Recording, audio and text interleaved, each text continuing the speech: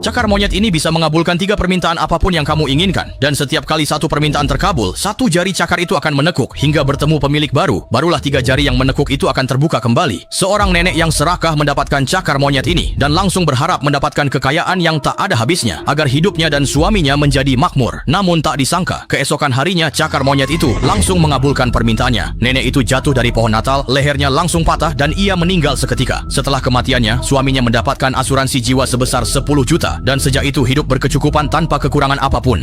Meski sudah kaya raya, kakek itu tetap murung dan tidak bahagia. Uang sebanyak apapun tak bisa menggantikan istrinya. Tiba-tiba, ia mendapat ide berani, mengambil cakar monyet dan berharap istrinya hidup kembali. Detik berikutnya, terjadi kejadian ajaib. Lampu rumah berkedip, lalu ia mendengar suara istrinya. Kakek mengikuti suara itu, tapi baik di dalam maupun di luar rumah, ia tidak menemukan istrinya yang telah dihidupkan kembali.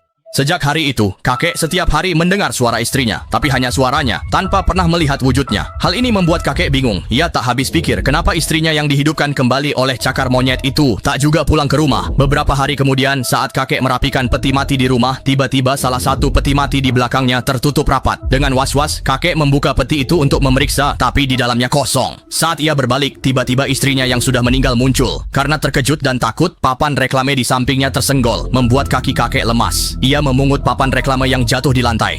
Barulah saat itu ia sadar. Ia tahu alasan istrinya tak pulang karena istrinya sudah dimasukkan ke peti mati dan dikubur. Meski telah dihidupkan kembali, istrinya tidak mungkin bisa keluar sendiri. Menyadari ini, sang kakek segera mengemudi ke makam dan secepatnya menggali makam istrinya. Benar saja, seperti dugaannya, istrinya yang sudah meninggal memang hidup kembali dan masih terus mengetuk dari dalam peti mati, memintanya segera mencabut paku agar bisa membuka tutup peti dan melihat ke dalam. Namun istri yang bangkit itu menjadi aneh. Tubuh nenek membusuk parah dan ia terus-menerus mengeluarkan suara rintihan. Namun karena sangat mencintai istrinya, sang kakek tidak memedulikan itu.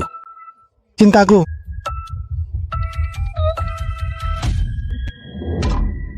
tak disangka saat kakek membalikan badan, istrinya di dalam peti mati tiba-tiba mengamuk dan menerkamnya. Kakek ketakutan merangkak keluar dari lubang kubur, tapi kakinya langsung digigit istrinya hingga hancur. Istri yang bangkit itu ternyata berubah jadi monster pemakan manusia. Kakek ketakutan, lalu mengambil sekop besi, menendang gigi palsu istrinya hingga terlepas, dan memotong kedua tangan istrinya dengan sekop itu. Kemudian ia segera mendorong istrinya kembali ke lubang kubur. Namun di luar dugaan, tangan istrinya yang terputus masih belum tenang dan cepat merayap ke arahnya. Kakek itu tersandung dan jatuh ke tanah. Dalam panik, ia buru-buru mengambil cakar monyet dan mengucapkan permohonan kedua. Ia berharap istrinya yang telah bangkit segera mati kembali. Setelah permohonan itu, kakek menoleh dan melihat makam istrinya kembali seperti semula. Setelah benar-benar kehilangan istrinya, kakek pun kehilangan semangat hidup. Maka ia mengucapkan permohonan terakhir pada cakar monyet. Ia berharap ada pembunuh yang datang ke rumah untuk membunuhnya. Baru saja permohonan itu diucapkan, kecelakaan mobil terjadi di jalan pegunungan terdekat. Sopir mobil itu seorang penjahat nekat. Setelah lolos dari maut dan terluka parah, ia datang ke rumah kakek itu untuk meminta pertolongan. Kakek itu tahu orang ini adalah pembunuh bayaran, tapi tetap menampung dan membantu mengobati lukanya. Esoknya, si pembunuh sadar dan curiga, lalu mengarahkan pistol ke kakek itu. Setelah yakin kakek itu tidak jahat, ia berencana memakai mobil kakek untuk pergi. Namun kakek itu menyesal memberitahu bahwa hujan deras membuat jalanan pegunungan tertutup. Akhirnya si pembunuh pun terpaksa menginap di rumah kakek itu.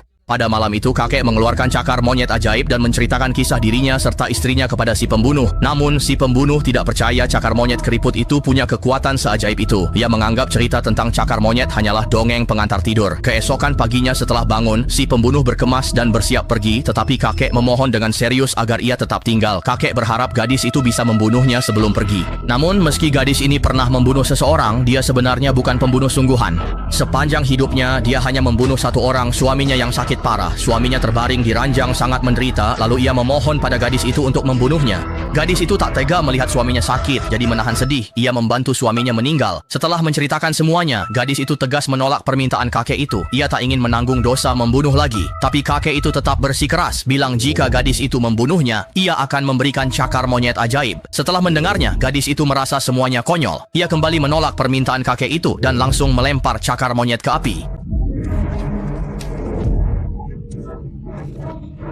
Kakek itu tanpa menghiraukan panas api mengambil kembali cakar monyet itu. Tak disangka detik berikutnya api cepat menjalar ke tubuhnya. Kobaran api membuat kakek itu sangat menderita. Ia memohon pada gadis itu untuk membunuhnya agar mengakhiri penderitaannya. Akhirnya karena tak tega, gadis terpaksa menembak dan membunuh kakek itu. Namun tak disangka, setelah kakek itu meninggal, api yang membakar tubuhnya juga lenyap. Pada saat yang sama, cakar monyet berkekuatan gaib itu membuka semua jarinya. Ini menandakan keinginan kakek itu terwujud, dan gadis itu menjadi pemilik baru cakar monyet itu. Kejadian aneh yang menimpa kakek itu membuat gadis sadar cakar monyet ini mungkin benar-benar bisa mengabulkan keinginan. Ia segera mencari mobil kakek, berniat pergi ke kamar mayat untuk menghidupkan kembali suaminya yang tewas, tapi ia tidak bisa menemukan kuncinya. Karena panik, gadis itu terus-menerus menggumamkan, "Di mana kuncinya?" Tak disangka, detik berikutnya, kunci itu jatuh dari atas cermin.